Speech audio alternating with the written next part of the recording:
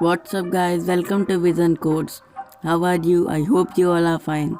So today I will show you how to convert any image in ASCII art. So let's get started.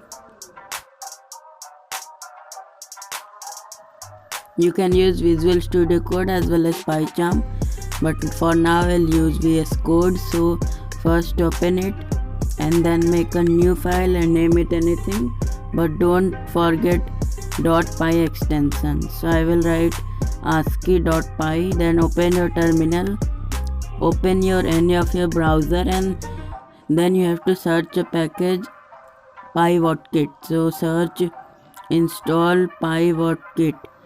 Then after, when you will search, there will be a Python official website named as pypy. So on first you can see it's there. Click on that, copy this pip install pywhatkit and paste it in your terminal and hit enter. There will be installation and I will skip that process.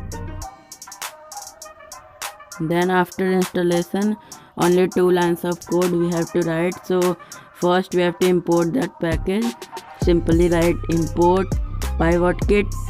Then in second line we have to write pywhatkit dot. When you will write image, there will be suggestion and hit enter on that image to ASCII art. Place bracket and single inverted comma. Here we have to write the image name. So here is the image which we will use. So first open your VS Code and see this file or folder name. You have to search that folder and open it. Like I will open that VS Code project folder. You can see it's there. Then we will copy that image which we have to change in ASCII art. So I will copy it and then paste in that same VS Code project. So you can see I have pasted. Here you can see python.png.